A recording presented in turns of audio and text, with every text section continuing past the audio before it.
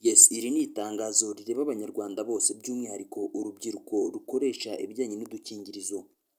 Iri tangazo riravuga ko ibijyanye n'udukingirizo igihugu cy'u Rwanda cyahabwaga bigiye guhura n'ihungabana bikomeye cyane kubera ko igihugu cy'Ubuyapani kiri mu mubano utameze neza n'igihugu cy'u Rwanda. Ibi ngibi bikaba bigiye guteza guhenda ndetse no kubura ku isoko by'utu dukingirizo. Hari byinshi bikubiye mu itangazo igihugu cy'u Rwanda cyasohoye tugiye kurebera hamwe. Ari Minisiteri ishinzwe ubuzima ndetse na Minisiteri ishinzwe iterambere. Basohoye iri tangazo bagendeye ku bibazo byinshi biri mu gihugu cy'u Rwanda. Baje guha ikaze kuri YouTube channel mvuga ko igihe tugiye kubana ndi Isa. Kuri subscribe kuri Rwanda Room TV kugira ngo tujye tubana n'ibintu byinshi bigiye bitandukanye. Naho wowe urisange yumve nk'uri mu rugo. Nk'uko bisanzwe tubagezaho amakuru menshi agiye atandukanye, ariko kuri uyu mwanya yabaye ngombwa ko tubagezaho iri tangazo ritari buze kuba ryiza mu matwi y'abakunda kwinyongera cyangwa se ibyo bita kurya akana cyangwa se guca umuvuno. Nk'uko bisanzwe byari bimenyerewe ko udukingirizo twahendukaga, ariko mu mwaka wa 2023 twatangiye kuzamuka ku buryo buteye ubwoba.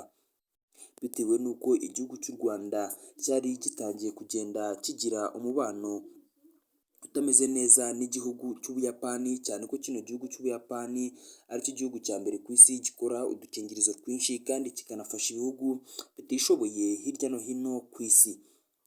Igihugu cy'u Rwanda rero muri uwo mujyo nacyo cyafashwaga n'igihugu cy'Ubuyapani kubona utu tuntu twarindaga abasore n'inkumi kuba bakandura indwara zigiye zitandukanye, harimo nka virusi itera sida n'izindi ndwara nyinshi zandurira mu mibonano mpuzabitsina. Ariko ntibikiri gukunda ko utu dukingirizo turi buze kuzajya tuboneka nk'ibyari bisanzwe, kubera ko byamaze kumenyekana ko isoko ryaherezaga igihugu cy'u Rwanda udukingirizo ryabaye nk'irihagaze. Igihugu cy'u Rwanda nk'uko nabikubwiye ntabwo gifitanye umubano umeze neza n'igihugu cy'Ubuyapani, kandi igihugu cy'Ubuyapani akaba aricyo gihereza igihugu cy'u Rwanda utu dukingirizo. Mu mijyi hirya no hino mu gihugu cy'u Rwanda hagiye hari by'umwihariko udukiyosike cyangwa se utuzu turi mu mujyi dutanga udukingirizo ku bakuze, by'umwihariko bagendeye ku bafite irangamuntu cyangwa se abujuje imyaka 18 baduhererwa ubuntu. Ariko ubu ngubu ibi nabyo bigiye kuvaho, bagiye kujya batugura aho kugira ngo batubahere ubuntu. Ni nyuma y'uko hirya no hino ku mabutike ducuruza usanga mbere udukingirizo 3 twaraguraga 100, ariko ubu ngubu 3 twari tumaze kugera ku mafaranga 200. Naho ubu ngubu udukingirizo 3 mu mabutike twatangiye kugera ku mafaranga 400 ndetse na 500. Ni ukubera ko twatangiye kumera nk'utubura ku isoko, kandi urabizi ko abacuruzi baba bafite amakuru kurusha ababagurira ibyo baba bakeneye. Niyo mpamvu rero kubona utu ngutu biri buze kujya bigorana, kubera ko naho badukuraga ku buntu twatangiye kubura. Mbere na mbere muri kaminuza zose zo mu Rwanda bashyiragamo udukingirizo, haba mu gitondo na nimugoroba bakuzuza ahabugenewe tuba tugomba kujya, ugasanga nyuma y'isaha imwe dushyizemo twose turarangiye. Ariko ubu ngubu nabo bagiye kuzajya bishyura amafaranga kugira ngo bazajye babasha kuba batubona.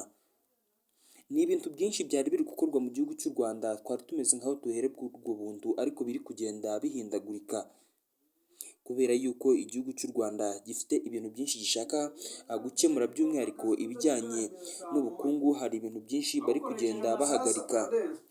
Kuko nabikubwiye mu gihugu cy'u Rwanda no mu buzima hirya no hino hari imihindagurikire myinshi iri kugenda ihaba. Yaba ibinini biri guhenda, yaba mituweli igiye kongererwa agaciro, usibye iyo turi kwishyura uyu mwaka gusa, naho ubundi ibiciro byayo biri kugenda bisohoka.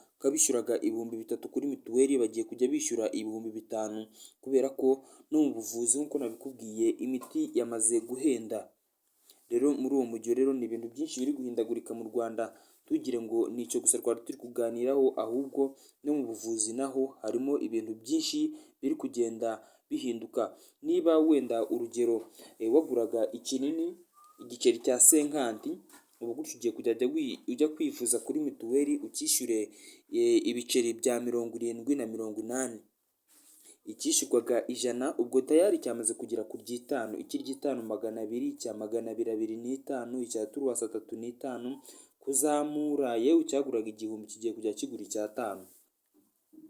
Ibi ngibi biri guterwa n'uko rero hari ibintu byinshi bigiye bitandukanye igihugu cy'u Rwanda kiri kuvugurura ndetse kiri no kugenda gihagarikirwa hirya no hino mu bihugu byagiteraga inkunga.